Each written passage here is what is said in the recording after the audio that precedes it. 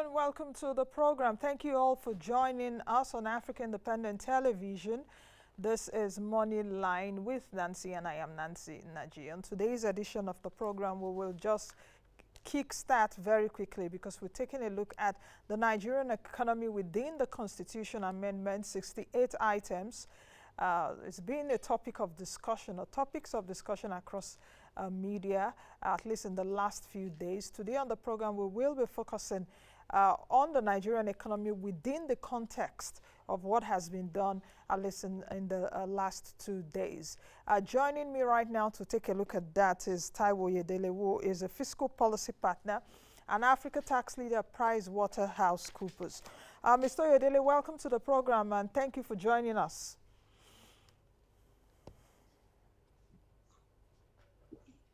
Are you there? Thank you for joining us, Mr. Oyedele. Can you hear me?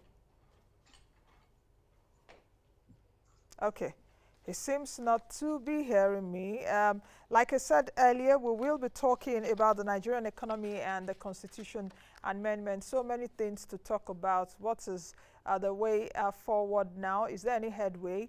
Are we going to be making progress with these amendments as it regards the Nigerian economy? Do we have Taiwo Oyedele now? Mr. Oyedele, can you speak? Can we hear him? Yes, I can hear you. Okay. Okay, good morning and welcome to the program. Constitution and amendment process, yes.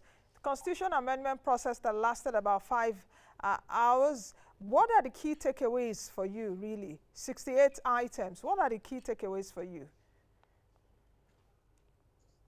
Yeah, so thank you very much. I think for me, the key takeaways, I believe that we're not addressing the fundamental issues of our country. We seem to be trying to do the easy jobs. And I also think that a lot of the amendments are more focused on the politicians rather than the system. I have to admit, though, that a couple of the amendments are commendable.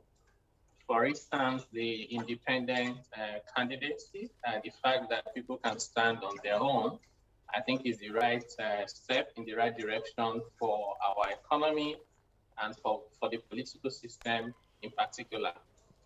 But then if you find, I particularly find the position of the National Assembly on all the gender, particularly women-related amendments, very disappointing. Almost a reminder as if we are still in the 18th or 17th century. So, and then the issues around taxes, revenue, responsibility, I just get the sense that we don't very much connect dots when you start allocating more responsibilities to any level of government. You have to also ask yourself, do they have the resources commensurate to these additional responsibilities being assigned to them? As you find in the case of airports going to concurrent lease, as you find in the case of power generation or electricity, if you put it that way, and a couple of others. We also have to remind ourselves that this is not the end of the journey, right? So we still need to do the harmonization between the Senate and the House of Representatives, and then it has to go to the state houses of assembly. Before it can become an amendment to the Constitution. Again, one of the things I was hoping that we have in Nigeria, which I didn't see in that process, even though it came up during the consultation with the people, is why don't we have a unicameral? So just one sentence that says there shall be a National Assembly and it shall be made up of this number of representatives, instead of saying you have a Senate and you have a House of Representatives. I haven't been able to see any single benefit that we derive as a people from that two houses that we have, other than conflict. So it just takes a longer process to pass laws, to harmonize, have more people to fund with our very lean revenue, when we could just have one, and then we use that as the basis to make laws for the country. Okay, Taiwo, you did mention at the beginning that we are choosing a lazy man's pathway. What do you mean by that? We are not yet ready to address the serious concerns, especially as it regards to the Nigerian economy. What did you mean by that? Yeah, maybe I'll say two or three fundamental issues. One is the constitution itself. And I do know that it's difficult, right? So we keep saying every time, Nigerians will tell you, we did not make this constitution. The constitution is essentially a decree. So the military just wrote something for us, right? So it's not us. It's not we, the people. It's the military that gave it to us. It was a good starting point, but we shouldn't have to spend 20 something years and not have to relook at it. Countries like Kenya, a few years back, reissued their own constitutions. So I think we are at a point in our development where we need to come back again together. Now that we know what we know, now that we know the issues that we face, now that we know where the world is going and the role we need to play in that global economy, as well as regional roles. So let's write a constitution for ourselves. Now, that's one. The other one is the issue of restructuring. Now, we've said it so many times. And my own perspective or view about restructuring is almost like going back to 1776 when Adam Smith wrote about the wealth of nations, right? So we should ask ourselves, right, what is it that private sector can do? Of all the things we need to do as a nation, as a people, what can private sector do? Let the private sector do it. Whatever the private sector cannot do, then government should do it. Between the federal and the state, we should allow state to do everything that state can do or should do, such that the only things that are left for the federal are the things that state cannot do or should not do, and the private sector cannot do. That's how to restructure. And then on that basis, you allocate resources to match those responsibilities you've assigned to them. So we should not have federal government doing refining, and we should not have federal government trying to run an airline. We should not have federal government trying to do small businesses registration, right? If you want to register a small company today, you go to the CAC. Why can't you do that at the state level? So we need to think about that in a very strategic manner. And then you have issues around security and insecurity, no matter how, depending on how you put it. We don't have state police. They just decided not to talk about that at all, right? So there are countries where they don't have city police. Policing is good for security because without security, you cannot have investment. Without investment, you cannot have development. So these are some of the fundamental issues. The reason why I said I thought that we're adopting the lazy people approach. Okay. But do you think that generally that the attention is shifting away from the pooling of resources, in other words, revenue sharing, to perhaps revenue generation right now across states, that perhaps it has really dawned on us and those that are handling our economy to generate more revenue, and for those people responsible for generating those revenues to keep a larger percentage of the income to develop their areas? Yeah, I don't think that we're making that progress fast enough.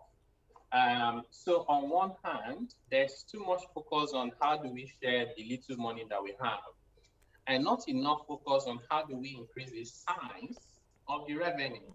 One of the biggest challenges that we have within the tax system today, why we cannot raise significant revenue, is multiplicity of taxes and multiplicity of taxing agencies. So on one hand, if you look at the 2021 revenue collected by the FRS, about 98.6, almost 99% of that revenue came from 5 taxes. If you go to the state level in terms of the IGR, the bulk of the IGR comes from personal income tax, including PAYE and direct assessments. Local governments, the bulk of what they collect is related to property taxes. Now, which means if you go to customs, they collect the bulk of their revenue from import duties, and then VAT they collect on behalf of the FRS. As a nation, the bulk of our revenue, close to 99%, is coming from less than 10 taxes. And here we are as a country, we have a list of approved taxes and levies that has 55 items officially. And unofficially, we have over 200 taxes. Now, people pay those taxes, but the revenue does not get to government, which means we are funding criminals and fraudulent people who then use those resources against the states. Now, why don't we in this constitution define the role and the taxing powers of the different levels of government and place a cap on the number of taxes that can be introduced and ensure that any resources within your jurisdiction as a state, you have control over it and you pay to the center. Because if you follow me, the first step is to allocate all responsibilities to the state except those that the states are not able to perform, like defense, things to do with international passports, international relations, right? You should not be having marriages in the exclusive legislative list. So when you allocate all that can be done by the state to them, also allow them to control their resources and the sense of money to the center, for the center to do that which no state can do. And it should be done centrally by the federal for all of us. That is my own idea of how we should design our system in Nigeria. Okay, let's take a look at perhaps some of those ones that we can concentrate on. Of course, the VAT bill, let's take a look at it being declined. What do you think, especially having in mind that states such as Lagos as well as Rivers State contested that just a few months ago? Yeah, so I think even though I know that the National Assembly will normally do a lot of debates during the second reading and when they send to committee, I do not think that those debates are robust enough. I do not think that the public hearing was more inclusive enough. After the consultation, there was supposed to be a public hearing for each of those amendments. I would, for example, I would have loved to be at the National Assembly during the public hearing to share my thoughts on VAT. Now, they have rejected including VAT on the exclusive legislative list. We don't know whether they want to include it in the concurrent list because we need to remind ourselves as we speak today, VAT is not anywhere in our constitution. Because it's not on the exclusive legislative list and it's not on the concurrent legislative list, lawyers would interpret that to mean that it's a residual item and therefore it falls within the purview of the states. But the reality is that when it comes to VAT, it's not straightforward. It's not sales tax. You have to deal with consumption within the state. You have to deal with consumption relating to interstate. You have to deal with consumption and import relating to physical items that only customs can deal with because customs is on the exclusive legislative list. You have to deal with international services. The very popular one today is the digital economy, right? All the Googles, the Amazons, the Netflix. A state in Nigeria cannot relate to those people because they are outside of the country. Now, how do you administer the VAT on all of these complications when even our constitution says any matter to do with trade between Nigeria and other countries and trade between states can only be legislated upon by the federal government, by the National Assembly. So when you say you reject VAT to be on the exclusive legislative list, I just get the sense that they haven't thought through it sufficiently well to determine what it means. When you say no, what does that no mean for us as a people? So there are countries where they have their own kind of VAT, like GST in Canada. It's done both at the federal level and provincial level. And we even have a province or even more than one that said they assign their right to collect it to the federal. Brazil has both. In the US, it's only sales tax because it's different from VAT. So I get the sense that we haven't really thought through what we were saying and voting for. And it was just more like a casual exercise of yes or no or nay and the ayes, and then someone will have it and then you move on. So from what you're saying, we've not really seen a deep debate as to the pros and the cons, and perhaps also taking a look at what the future will look like vis-a-vis what we're experiencing right now and how we want to shape the Nigerian economy moving forward. But I would like you to explain in simple. Absolutely. Yes, it's not just a matter of yes and no. I think it's more than that, or even the public hearings. The public hearings should be deeper, experts should be called, and all the things that are needed to be looked at should be looked at deeply with, Google lenses, so to speak. Okay, for the sake of those that do not understand what concurrent list is an exclusive legislative list. Please, can you just explain it simply? What does it mean? Because we've seen those terms used very regularly, at least around the National Assembly and around this constitutional amendment. What does it mean? I want to go as basic as possible. Yeah, thank you for that. That's an important question, Nancy. So Section 4 of the Constitution of the Federal Republic of Nigeria, 1999, articulates the legislative powers of the lawmaking bodies in Nigeria, essentially the National Assembly and the state houses of assemblies. And in that section, it provided a list. Not just one list, actually, so it provided some lists. So if you go to Schedule 2, of the Constitution, you find there is a list under Part 1. That list is called Exclusive Legislative List. What it means is any item, there are 68 items under that list. All of the items under that list, the laws relating to them, including regulating those activities, can only be enacted by the National Assembly. By the way, the National Assembly is not the lawmaking body for the federal government. It is the lawmaking body for the federation. So which means they will make laws for the federal government as well as for the states. For example, personal income tax is a tax collected by the state, but is the law made by the National Assembly. Now, then we have another list.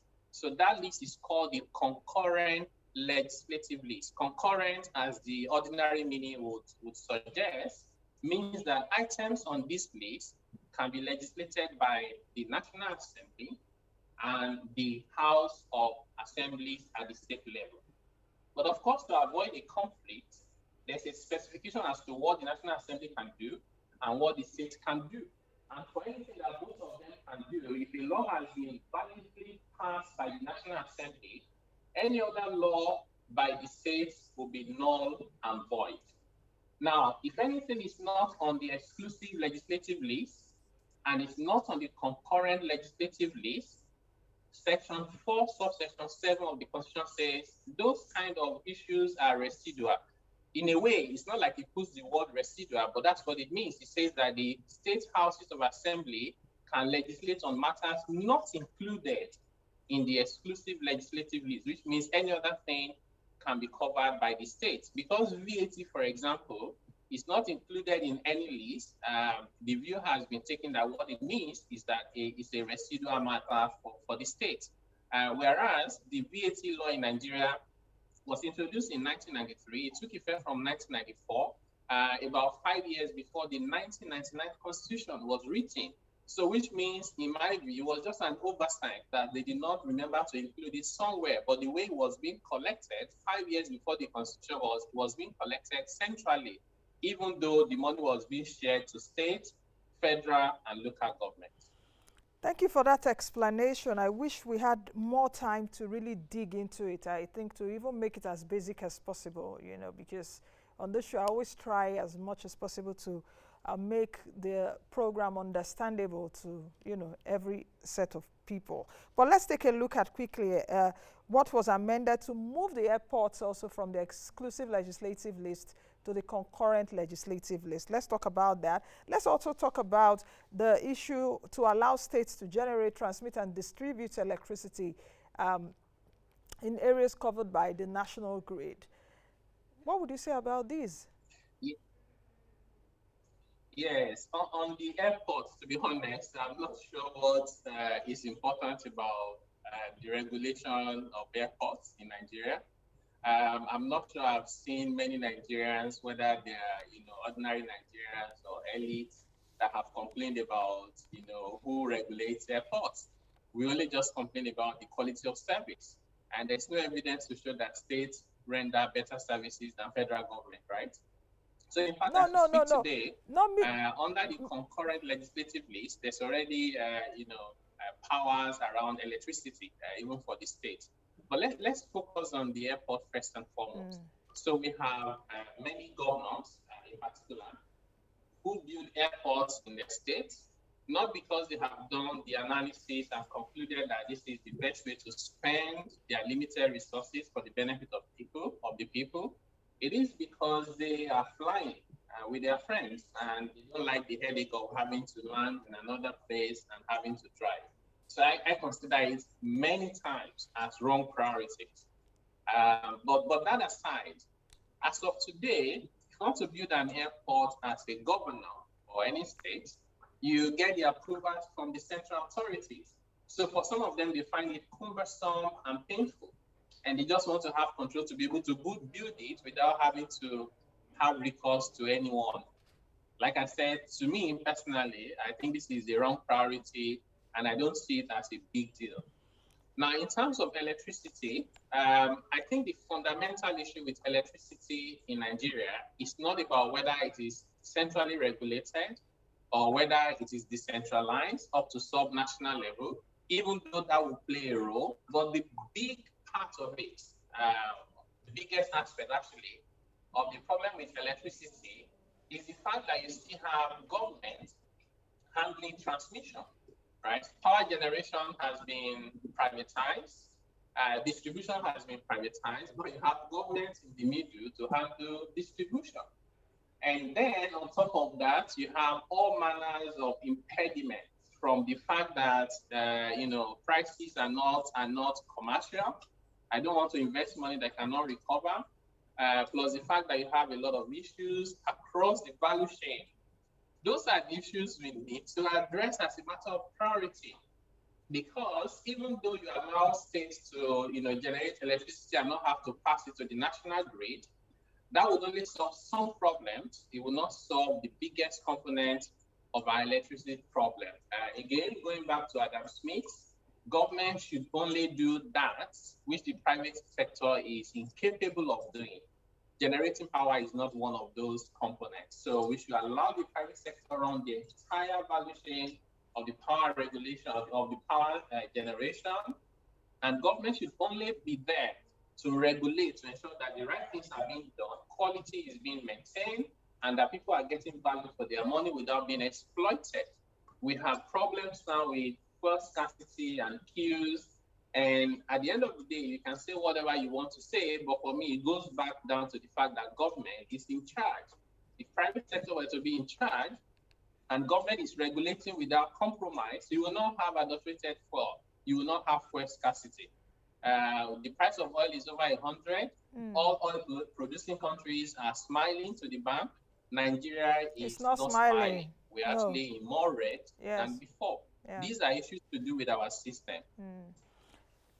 It's just also because of time. I disagreed with you a bit, especially around the airports stuff and all of that. But in the area of that, it could be easier to deal with state governments, talking about private sector, than the almighty federal government, than the almighty coming to Abuja, contracts will be done or approved by Federal Executive Council every Wednesday and all of that. But I'll leave that for another time. Let's quickly take a look at the bill that was passed to replace the Consolidated Revenue Fund of the Federation with the Consolidated Revenue Fund of the federal government. Then also the bill to separate the Accountant General of the Federation and the Accountant General of the federal government.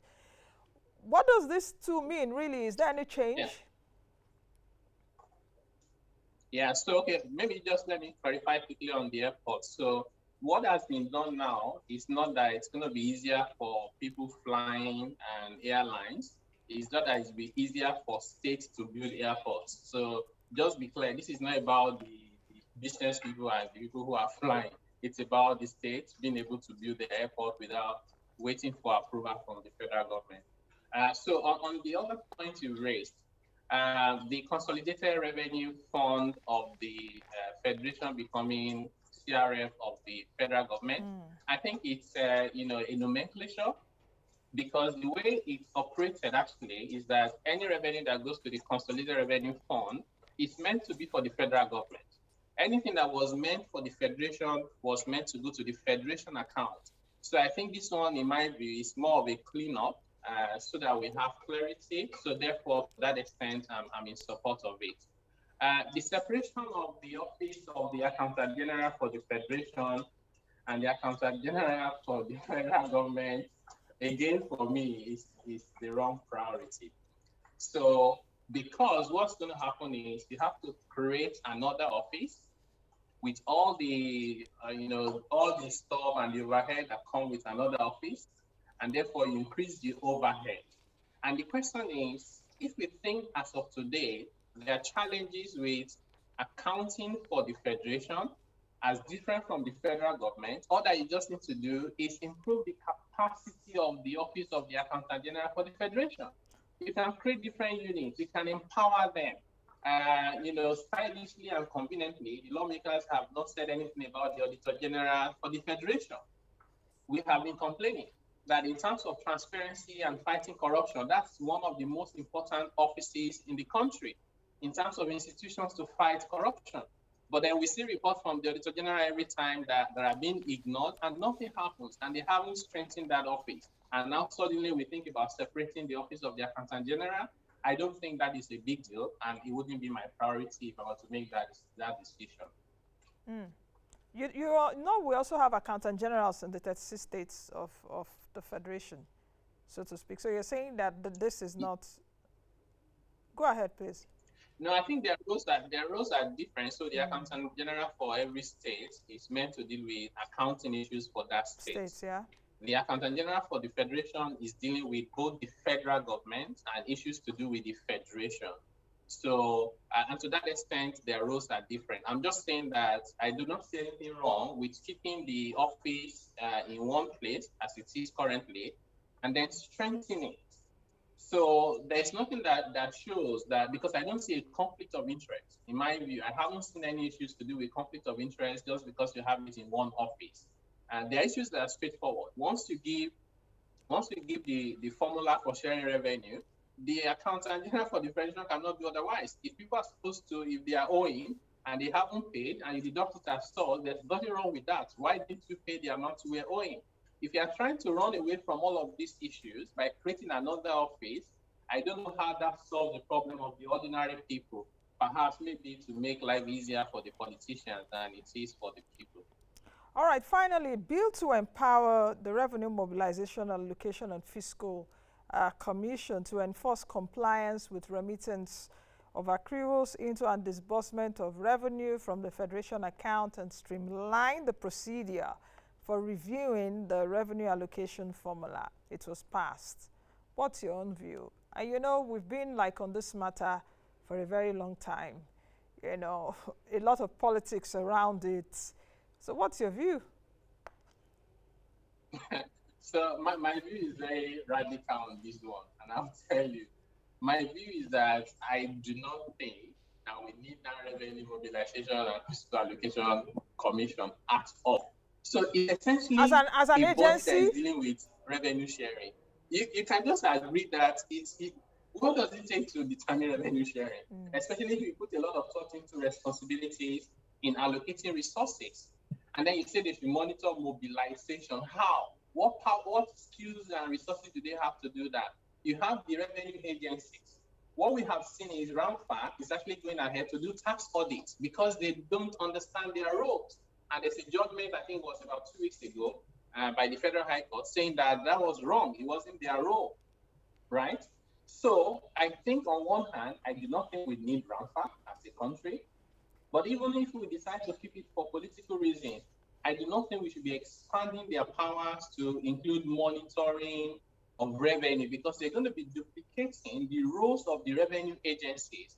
What they should be doing is to be holding the revenue agencies to account, which in a way is also part of the role of the National Assembly in terms of oversight. So in Nigeria, we just love creating processes and bureaucracies and agencies, blowing up our recurrent expenditure, even though our revenue is very lean. So this could be my take on it. We should just narrow down the role of RAMFAC if you don't want to eliminate it completely, so that it does not conflict with the role of the revenue generating agencies as we have it all over the world. Mr. Oyedele, I'm tempted to ask you another question because I want you to go now. I know you have a meeting in the next few minutes, but I don't know if you can juggle in 1 minute for me and talk about the time frame for the conduct rather of population census. When I saw that, I was a bit okay, because we haven't done population census in a long time. I think the last one was done 2006, and it is always said, what you cannot measure, you cannot manage. I don't even know how many we are right now. It's been bandied there. The NPC, National Population Commission, told me, I think last year, 2 years ago, there were 206 million people. 65% of us are very young people, or close to 70%. So what do you think about that? A timeline which is already there. Every 10 years we should conduct a census, but it is not done. NPC, National Population Commission, has been going to the presidency for approval. Please approve this year. Let us know how many we are, but yet it's not been answered to. Yes, population is very important for national planning. But unfortunately, the previous populations we've done in Nigeria have been mostly skewed in favor of political sentiments and considerations, rather than wanting to know how many we are for the purpose of national planning. And that's very unfortunate, because we have provisions in the Constitution that keep saying you allocate and share X, Y, Z based on population. So everybody wants to have the highest population, not because they want to take care of them, but because so they can share the lion's share of the revenue, which they will then also steal and waste away by way of different corruption and fraud. Now, having said that, what I think is important, because today the rest of the world are telling us how many we are. So there is the population clock today. If you just Google it, I think by the United Nations, it will tell you we are over 200 million. So since we don't know how many we are, other people will tell us, and we'll bandit those numbers around. What we need to do is to make sure that the population we want to do in terms of census is very objectively done. And between the 10 years intervals, every 10 years census is important, but what is even more important is what you do between the intervening period, In other words, if you use technology like the NIN and ensure that everybody who needs to register registers, otherwise they will become economically useless. They can't do anything without that. So that gives you a very reliable basis of knowing how many you are. And on top of that, ensure that you do proper birth registration and death registration. So you can always do the plus and the minus as you go along to give you an indication of the population you have and where they are based, so that you can do planning for economic development. So I don't think that just counting for the sake of counting, it's a big deal to me. And I hope that the lawmakers and our policymakers are looking at it from a strategic point of view, where we can now start thinking about how do we translate the human capital we have in terms of head count into value for the economy, that will not only make the country better, but also make us respected all over the world. Not that people will see the green passports and say, not again, but it should be celebrated. Some of that come from proper planning using population numbers. Thank you very much. You said it all. For me, it's about strategy, really, in terms of how many are we, how many engineers do we even have among us, how many engineers do we need to move Nigeria forward in this 21st century, and all of that. How many teachers do we need? How many doctors do we need? I think that's the kind of strategic conversation we should be having, than say how many people, we are men, we are women, 50%. Anyway, I think that's a topic for another day that I might dwell on. I think so, in terms of that strategic conversation. Thank you very much, Taiwo Oyedele, for joining us. So you can move along right now to your meeting. Thank you for speaking with us today. Thank you very much for having me. All right, I've been speaking with Taiwo Oyedele, who is a fiscal policy partner and the Africa tax lead at PricewaterhouseCoopers. We've been looking at the constitution amendments that was done just about 48 hours ago or so, and the implication for the Nigerian economy. Let's quickly take